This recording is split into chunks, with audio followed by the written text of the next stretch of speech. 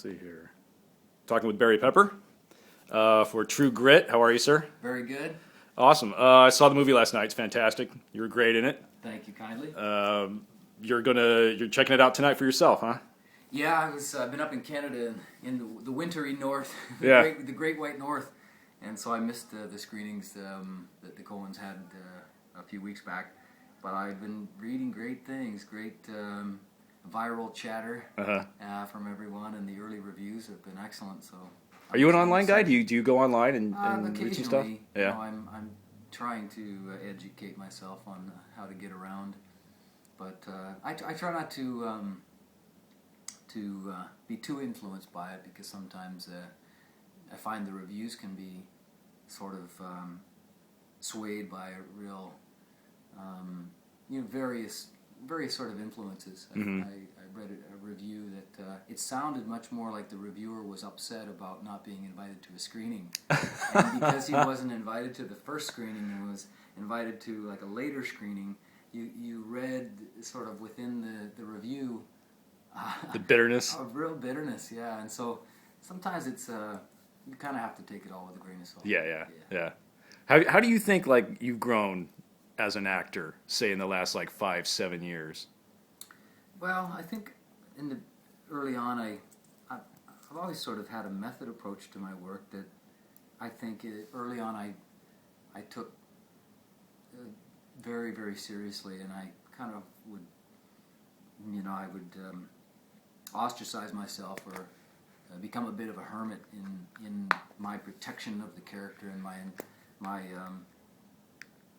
need to retain the character and keep that authenticity throughout the entire production, and then over the years, working with really, really talented filmmakers and actors, you start to loosen up a little bit more and kind of find, like working with Jeff on True Grit, it was remarkable how much joy he brings to a film set and to everyone around him, and yet he puts as much intensity into the work, into the design of his character, and as much thought and foresight and preparation as anyone does. But he has this sort of infectious quality that is, it's kind of like a ripple effect that goes out across the entire film set. And That's awesome, though. You want that yeah, on it's set, a real right? joy to be around actors like that. And so those types of actors, those seasoned veterans, they really inform your own process.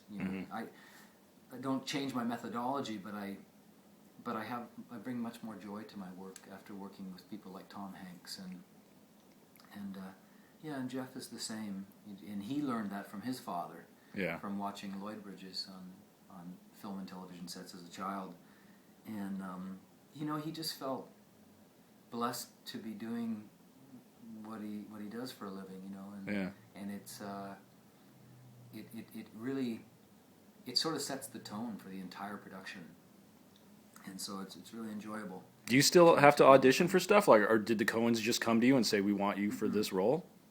No, I don't think that they thought that this role was right for me. Did you read for other parts then? No. I just, so based on that response, I put myself on tape. I did a full character audition, created the character, because I'd never seen the original True Grit. And so I had no idea that Bob Duvall had played the original Lucky Ned, and so I just created the character based on the script that the brothers had adapted from the Charles Portis novel, and there was bits of descriptive that I pulled from the script that informed the way that I spoke and the things that I did with the character. Like in the backstory, Rooster had shot Ned in the face and busted up all his teeth and split up his mouth and busted his jaw and things. And so, I assumed that his jaw was busted, so that really informed the sound that I created for Lucky Ned and the way that he spoke. How long did that take to come up with? Well, that was for my audition. Oh, it was? I was right from your audition? Yeah, cool. so I put that on camera right away and sent in the tape, and they hired me based on that.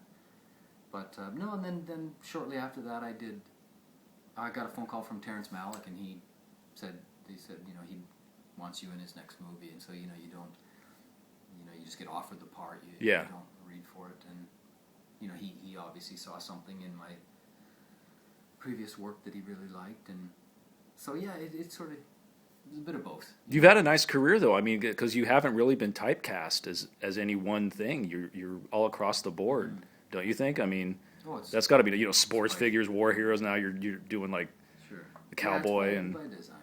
Yeah. It's not just. Well, at times it's like floating down a river. You just sort of go with the flow of what's offered. But you certainly, I think you're. It stems from what you're willing to say no to. Mm-hmm. Is there a certain genre you think that you would like to do that you haven't done? Or maybe like I mean, you've done comedies before, right? Mm-hmm. Yeah. I just finished one with Kevin Spacey called Casino Jack. Mm-hmm. It's much more of a. I haven't seen that yet. Everyone was saying that it was really good. Yeah, so very good. I got to check that one out. Who do you play in that one?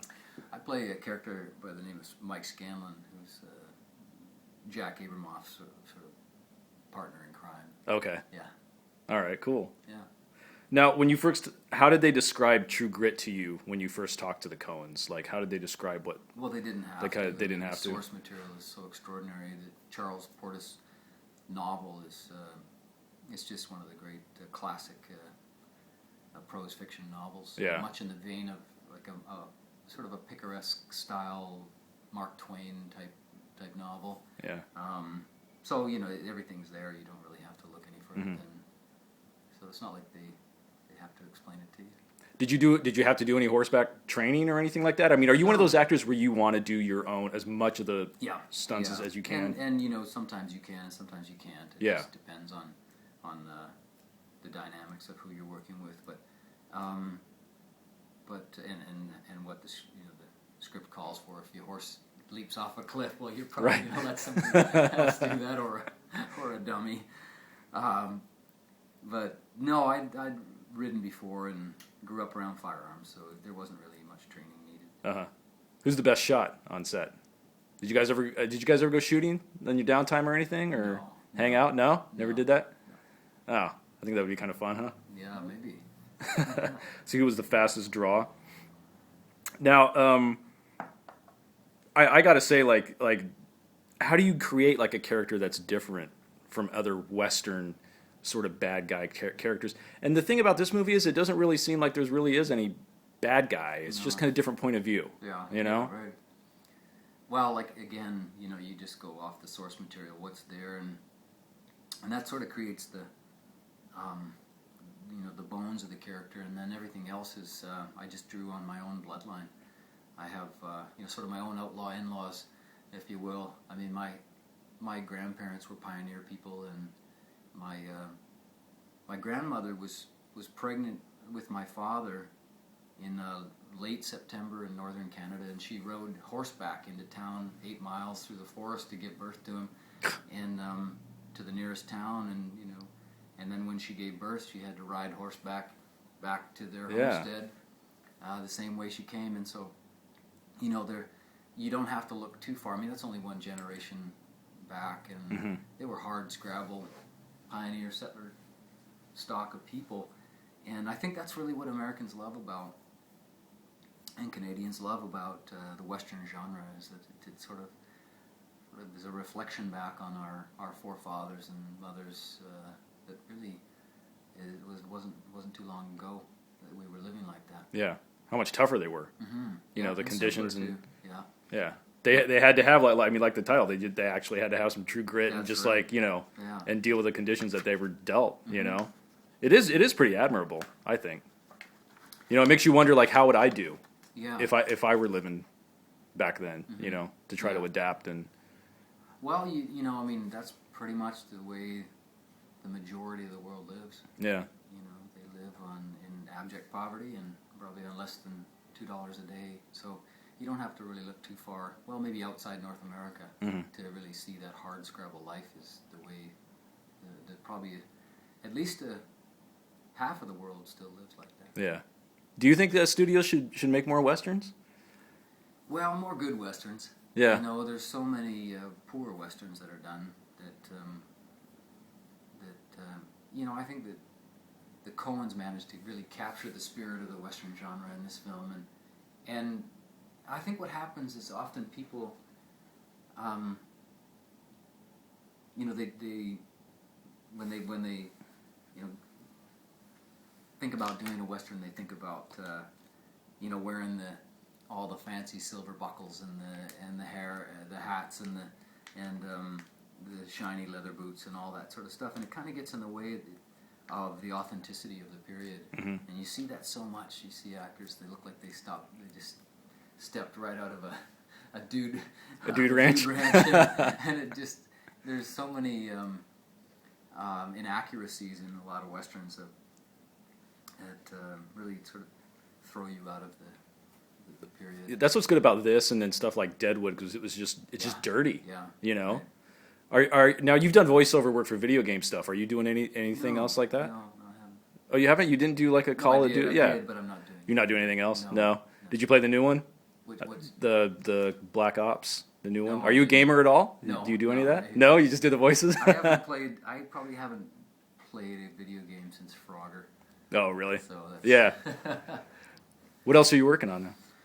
I just finished 3 pictures back to back, so now it's time. Actually 4. So now it's time to do some press and have Christmas. Yeah. Are you gonna take a long break or? Yeah, well, you know, just the Christmas break. Oh, okay. Yeah. Right on. Cool. Well, thanks for talking to me, man. I really appreciate it. Thank you.